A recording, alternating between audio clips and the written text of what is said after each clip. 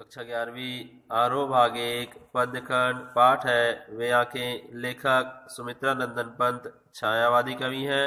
इस पाठ में किसान की दयनीय स्थिति, दरिद्रता और उसकी गरीबी का उल्लेख किया गया है। भारत स्वतंत्र हो गया है, मगर किसान की स्थिति में इतने वर्ष स्वतंत्र होने के बाद भी उसकी स्थिति में कोई परिवर्तन नहीं हुआ। किसान की दयनीय स्थिति का उल्लेख इस पाठ में।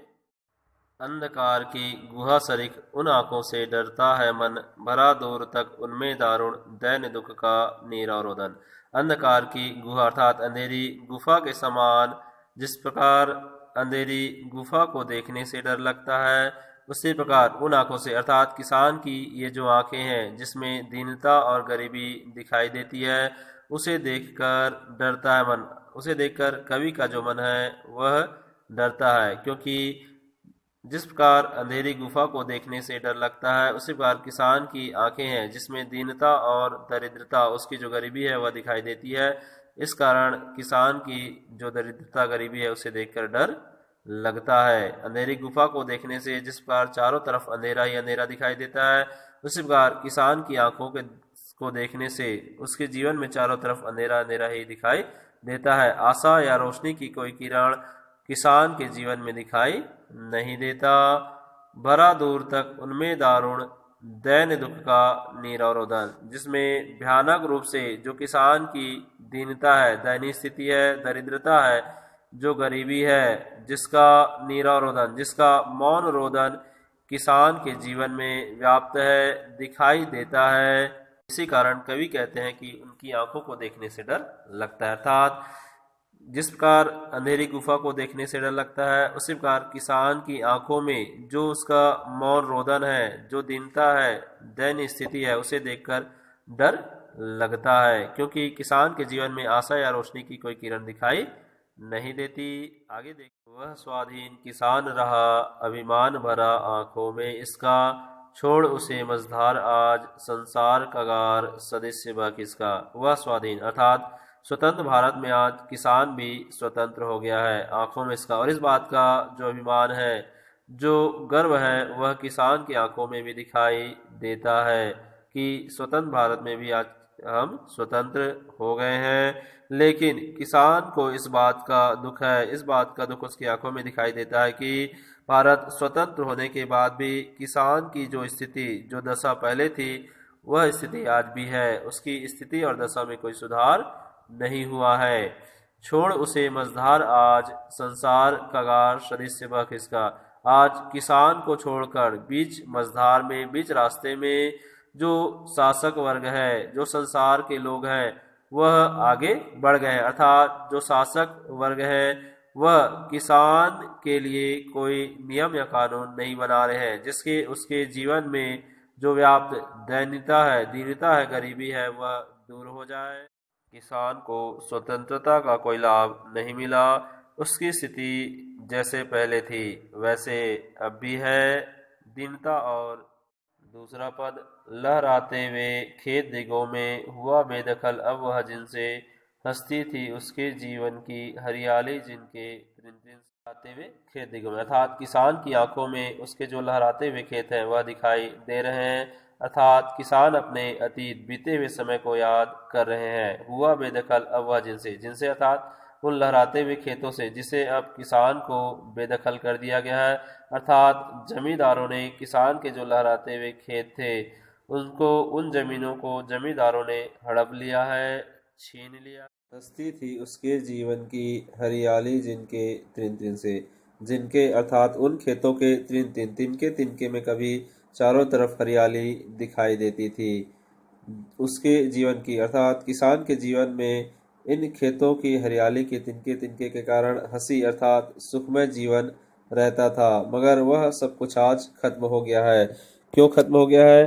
क्योंकि जमींदारों ने किसान के जो लहराते हुए खेत हैं, जिसे किसान याद कर रहा है, उन जमीनों को जमींदारों ने छीन लिया है, जिसके को तिनके तिनके में हरियाली छाई रहती थी, जिससे किसान का जीवन हंसी और सुखमय होता था, वह आज सब कुछ खत्म हो गया है।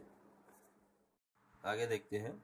आंखों में ही घूमा करता वह उसकी आंखों का तारा, कान कोनों की लाठी से जो गया जवानी में ही मारा। आंखों में घूमा करता। किसान की आंखों में यह दृश्य बार बार आता है कि घूमता है कि वह उसकी आंखों का तारा, जो उसकी आंखों का तारा है, जो उसको अत्यंत प्रिय था, जो किसान का पुत्र है, उसको कारणकुरों की लाठी से, अर्थात जो जमींदार हैं उनके आदमियों ने लाठी से पीट पीट कर जवानी में ही, अर्थात युवावस्था में ही, उनको किसान के बेटे को जमींदार के आदमियों ने मार दिया था। बिका दिया घर द्वार महाजन ने ना ब्याज की कौड़ी छोड़ी, रह रह कर आंखों में चुभती वह कुर्क हुई वर्धों की जोड़ी।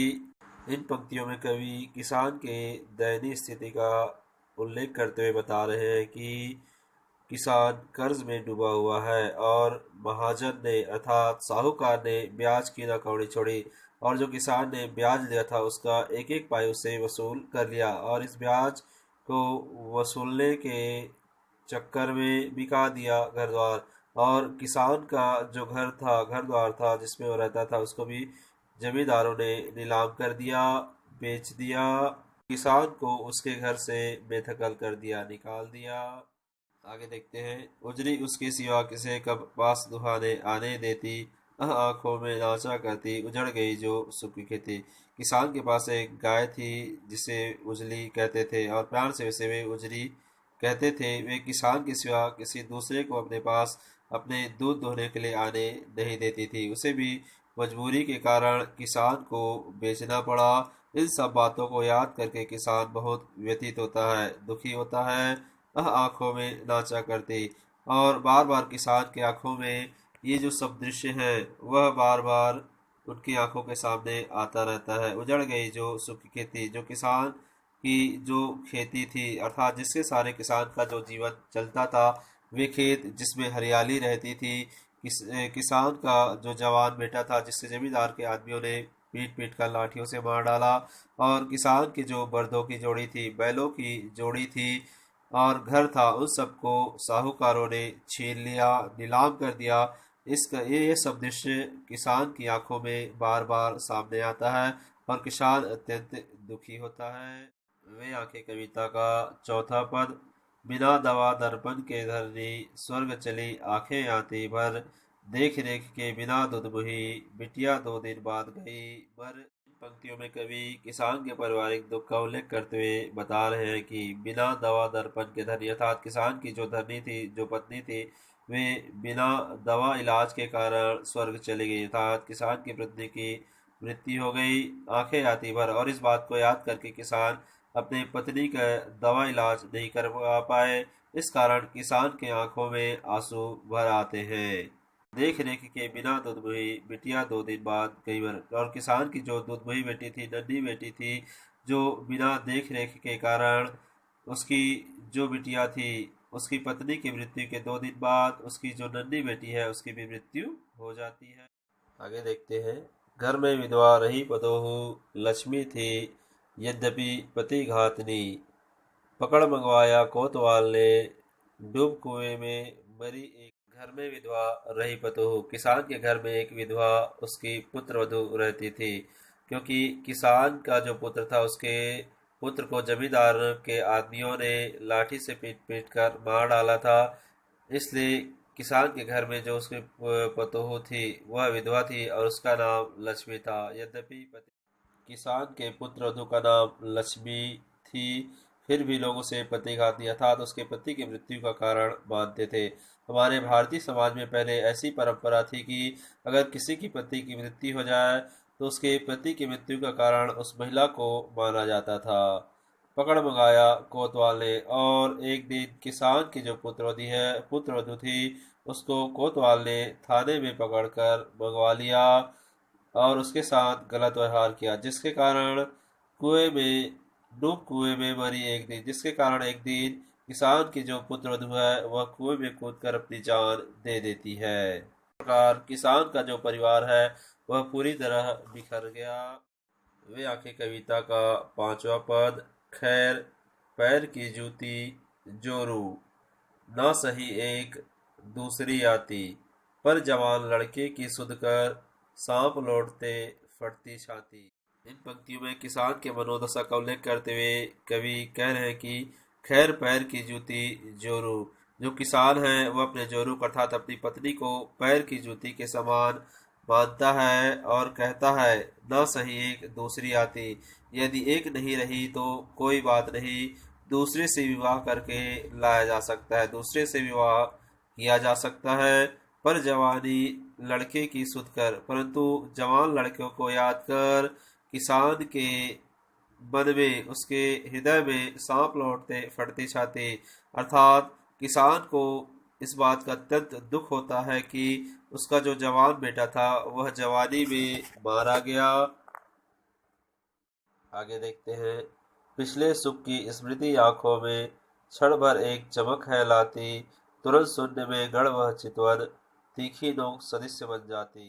पिछले सुख की स्मृति आंखों में, किसान की आंखों में जो पिछला याद है, जो स्मृति है, उसे याद कर क्षण कुछ समय के लिए किसान की आंखों में चमक लाती, एक चमक, एक खुशी आ जाती है। परंतु शून्य में गढ़ वह चितवन, तीखी नोक सदृश बन जाती। परंतु कुछ ही समय बाद जो किसान का चित है, जो मन है, वह वर्तमान को याद कर एक तीखी नोक के सदृश समान जलाने वाला बन जाता है। कहने का अर्थ है, किसान जब पिछले खुशहाल जीवन को याद करता है तो उसकी आंखों में एक क्षण के लिए प्रसन्नता आ जाती है।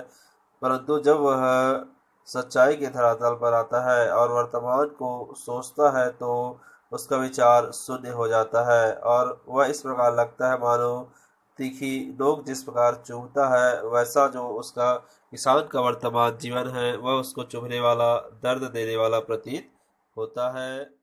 तो यह थी पाठ वे आंखें, छायावादी कवि सुमित्रा नंदन पन्त द्वारा लिखा गया है, जिसमें किसान के आंखों में जो उसकी गरीबी है, दीनता है, जो उसका दुख है वह दिखाई देता है। स्वतंत्र भारत में किसान स्वतंत्र हो गया है, मगर उसकी स्थिति में विशेष सुधार नहीं हुआ है। किसान अपने पुराने समय को याद कर अपने लहराते खेतों को याद करता है, जिसके सारे उसका जीवन चलता था, और जमींदारों ने उसके जवान बेटे को लाठियों से पीट पीट कर मार डाला था। किसान के घर, बैलों, सबको जमींदारों ने नीलाम कर दिया था। किसान की पत्नी की बिना दवा इलाज की मृत्यु हो गई थी, और उसके 2 दिन बाद, उसकी पत्नी की मृत्यु के 2 दिन बाद उसकी नन्ही बेटी की भी मृत्यु हो गई थी। किसान आगे सोचता है कि उसको इस बात का अत्यंत दुख है कि उसका जो जवान बेटा मारा गया। पत्नी को वह पैर की जूती समझता है, उसे इस बात का विशेष दुख नहीं है। किसान की आंखों में यह बात बार बार घूमती है कि उसके जीवन में ये जो दुख है वह बार बार उसको याद आती है, तीखी नोक के समान सदस्य होती है। मगर एक क्षण में वह पुराने अपने लहराते खेतों को याद कर उसकी आंखों में एक चमक और खुशी की लहर आ जाती है। मगर दूसरे ही क्षण उसे उसका वर्तमान में जब आता है तो ये जो उसके घर द्वार, खेत, बैल, ये सब जो जमींदारों ने छीन लिए हैं, जमीन छीन ली है, इसे याद कर किसान को अत्यंत दुख होता है। तो यह थी पाठ वे आंखें। आशा है आप सबको समझ में आई होगी। धन्यवाद। मेरे चैनल को सब्सक्राइब और लाइक अवश्य करें।